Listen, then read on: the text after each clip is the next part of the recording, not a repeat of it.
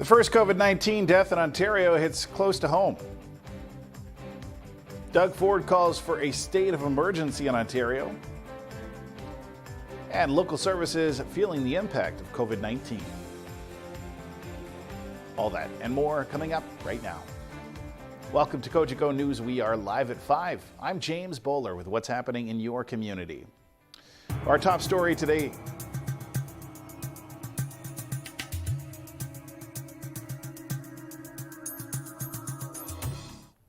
Our top story today, the Simcoe Muskoka District Health Unit has provided confirmation on the first COVID-19 death in Ontario. It saddens me to report that we've had a COVID-19 associated death in Simcoe Muskoka, as previously reported by the Chief Medical Officer of Health earlier today. This is an individual, a man in his 70s, from Barrie, being treated at the Royal Victoria Regional Health Centre, and presently being investigated by the provincial coroner to determine the relationship between his COVID infection and his demise. He did test positive on post-mortem samples, which came back very late yesterday, and at this time, I think it's important for people to be aware that this is our 4th case that we've had in Simcoe Muskoka, and that it's a reminder of the importance of this disease and the importance of people taking measures to protect themselves and their loved ones.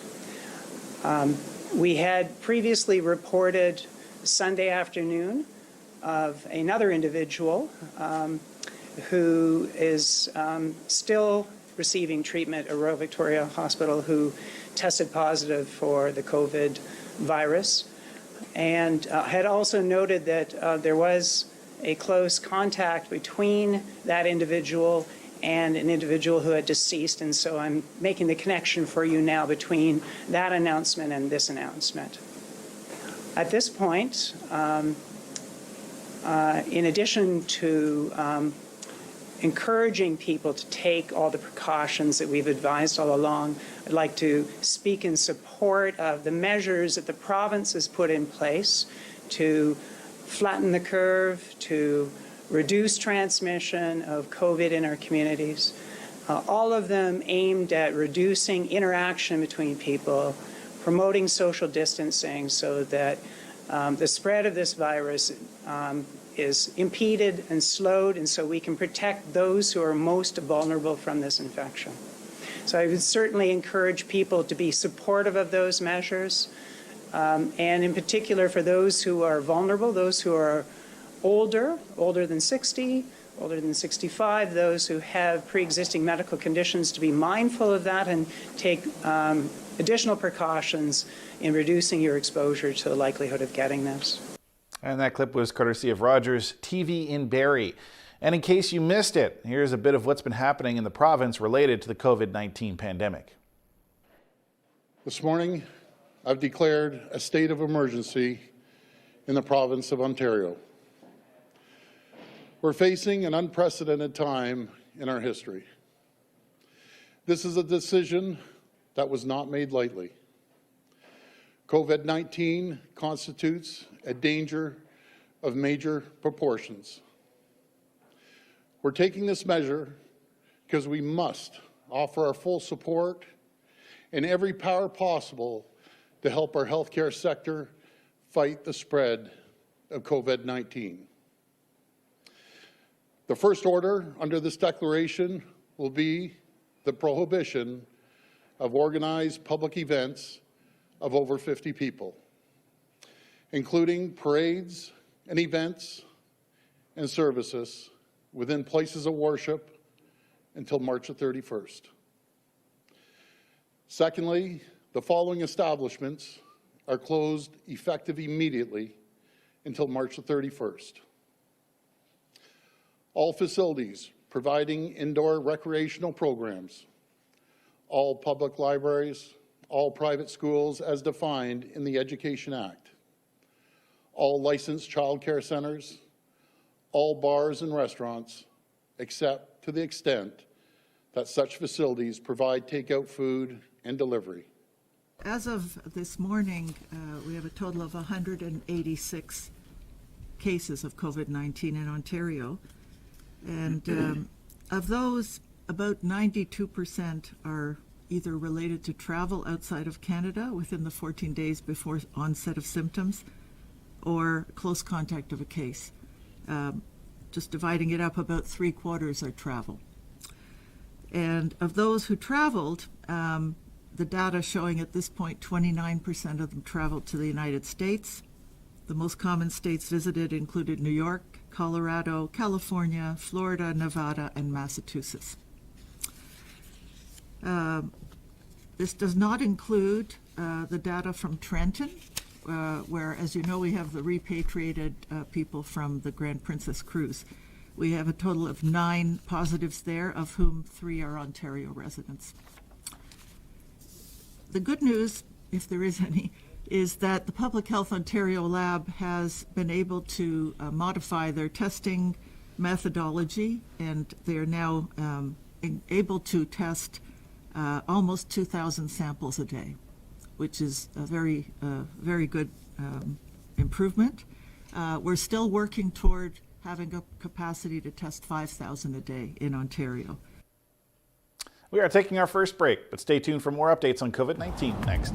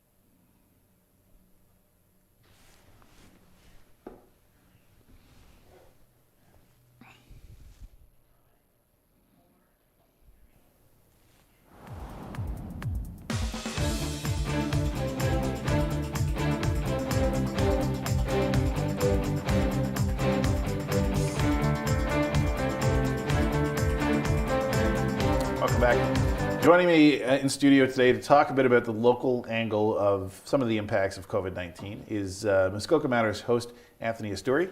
And thank you very much for taking the time, Anthony. No problem. Now, you have 2 very good connections to the community. You're both a teacher and a business owner in Huntsville and Muskoka. So we're going to talk a bit about both of those things. Now, Sure. First thing is education. And I just want to say before we get into it that I had a bit of a conversation with the ministry, not the ministry, but with the Trillium Lakelands District School Board. Their stance at this point, because of the strike action and now 3 weeks, possibly more of school time, they're not exactly sure what that means for student makeup time. Mm-hmm. So they're just waiting on the ministry to give them direction, which I'm sure won't come to them for at least a month. Mm-hmm. But that's sort of that spiel out of the way, and I just want to hear your perspective on this. Being a teacher at Huntsville High School, a lot of time has been missed because of strikes and because of the time off here. So do you think the kids are going to need to make this time up? You know what? That's up to the board, and that's up obviously to the ministry. I'd say that the plan that they have in place right now kind of follows the model of most provinces and what they're doing, and they're doing it in 2-week blocks. They knew that this week was March break. A lot of people were traveling, so they wanted to give that 2 weeks. It matches exactly with the self-isolation model as well of 14 days. So I think that is kind of their window, and then they'll reassess. As far as the actions taken by different unions, especially for us in Muskoka, it's actually far less than even the inclement weather days that we had last year. So I think they're gonna see and assess. And in the meantime, I'm also a dad as well. So my daughter and I, she's in grade 7, we've been looking at different things that we can do. We've been encouraged there's so many great online apps now for math and spelling and reading, creative writing, all kinds of different things that we're looking at. So that's the one angle. As far as we as teachers are concerned, there's a lot of opportunity for us. Our TLDSB has asked us that we should be in contact with them after the March break, and that they'll be in contact with us via email or phone. So we're all readily available, and I think any teacher, our concern is for the kids and for their well-being first and foremost, and then education comes second. And I think we're going to look at a variety of different things, and as long as our elementary and our secondary panels work together collectively with the board and the ministry, then we're going to do what's best for the kids. Coming back around though, and again, I know you can't make a definitive comment, and I'm not asking for that, but what I'm saying is, in your professional opinion, especially because Alberta has recently commented that they may extend this closure until September, if Ontario does the same thing, we have to be looking at a repeat of some kind, right? Or some kind of makeup period. Yeah, and I think one of the things that is interesting is that this is kind of right now our new normal, and we'll have to look at, I think they're going to look and assess each level differently, right? High school is very different than elementary or secondary. Do things need to be repeated from grade 3 versus a grade 12 U chemistry course that they're going to need for university? Or are they going to make accommodations for kids transitioning from level to level that they might mandate in September that certain things need to be reviewed or covered as well? So I think we're, in all provinces, breaking new ground in terms of what if. And if we follow the models that are happening across, with in Asia and now in Europe, this may be longer than we think. So, when we start hearing major organizations canceling things and pushing things back even further, that might be an indication that this 2-week window isn't long enough. Could this be an argument to the benefit of e-learning? You know what? That's interesting that you bring that up, because it's one of the things that I and a few colleagues were talking about, and it might be. But again, it's one of those things that they certainly can't mandate, because in our area, especially in Muskoka, where many families struggle just to pay their bills, how do they then also pay for internet access? And internet access still in Muskoka is spotty at best in some areas, especially the outlying areas from the downtown core of our communities. So I think it might be a model that we could look at, but we've got a long way to go before we can service every student in Ontario. All right, and quickly on the business front, I know you've had to make some difficult decisions with your business, as I'm sure many other businesses in Muskoka have had to as well. Just tell me a bit about that. Yeah, it's interesting. We have 8 employees, and we have tried as much as possible to keep them employed as long as possible, but also keep them safe as well. We've made the decision that we followed everything from the health unit in terms of directives, but it looks like we're probably going to be shutting doors, and we're going to be assisting them in terms of applying for EI and making sure that they're covered. But I know a lot of small businesses such as ours, can we weather the storm if this goes on for months and months?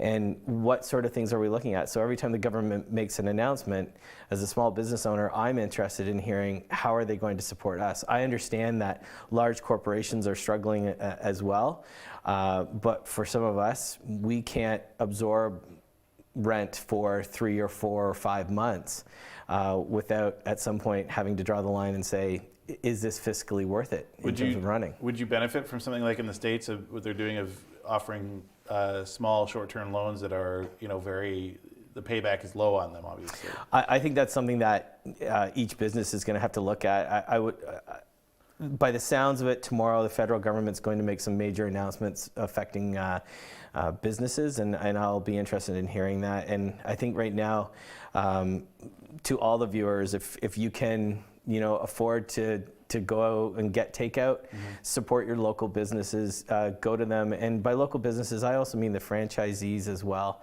Because they live here still. Right. Yeah. They're here. And it's important that in times of stress and emergencies, we need to support one another. And I think from what we've seen so far is the community is really stepping up. All right. Anthony, thanks so much for coming in. We'll look forward to joining you again on Muskoka Matters soon. And we are going to take a quick break. We'll be right back after this.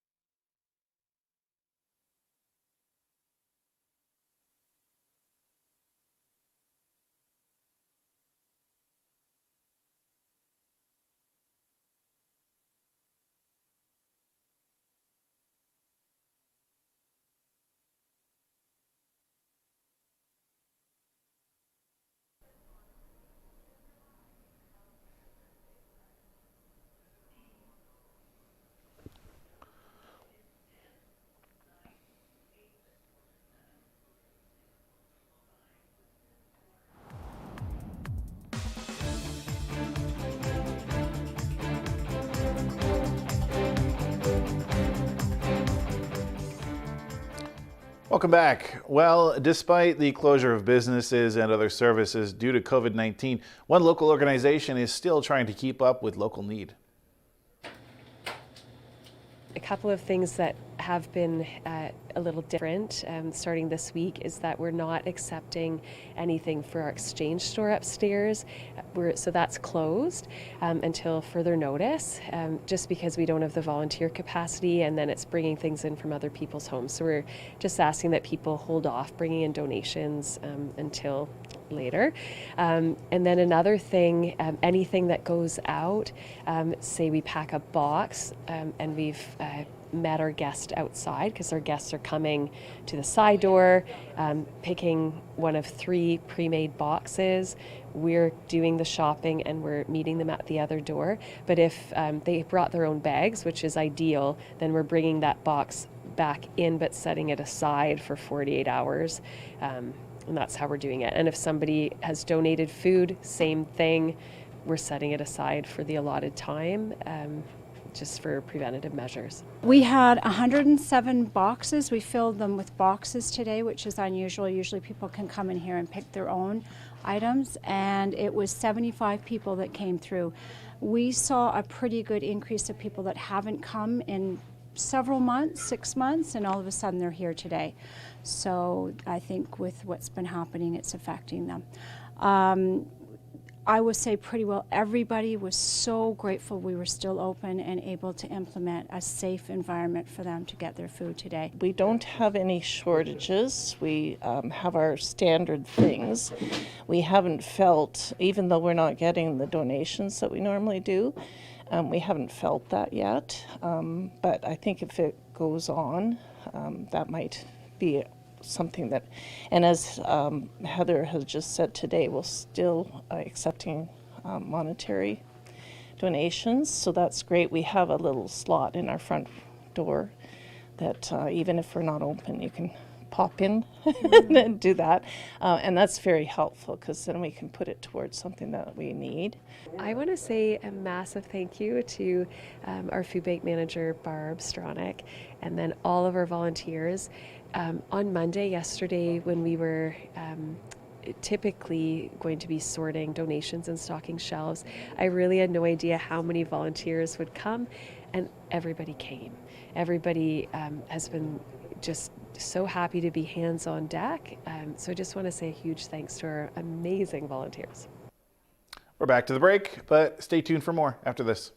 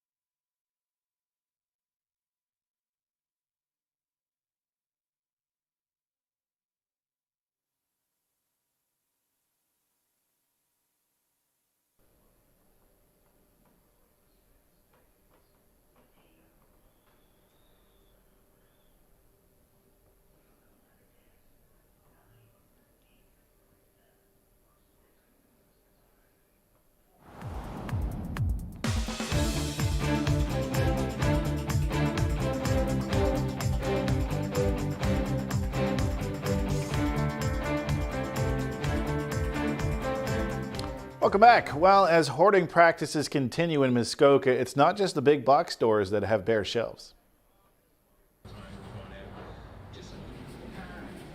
Our toilet paper, we tried to limit it 1 to 2 per customer, but as you can see, everyone stocked up on it.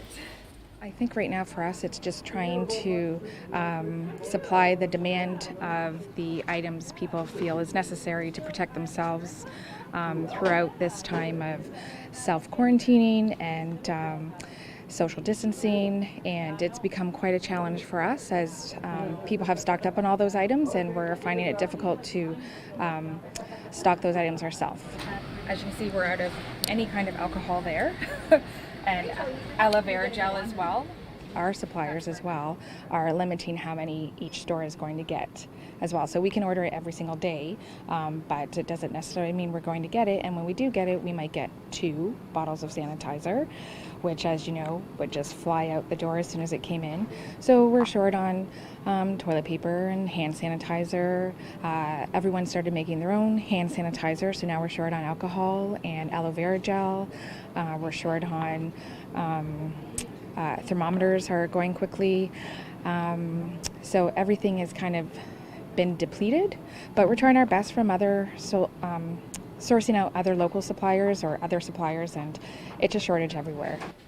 Pharmacy is realizing the same things. People are starting to stock up on their Ventolin, on their medications, and trying to be a responsible business and a responsible retailer. And pharmacy, we are also trying to limit how many people can have as well, so that we can share with everybody, because we're also experiencing shortages with our drug companies as well. So will it get to the point, do you think, that you may have to look at shutting down?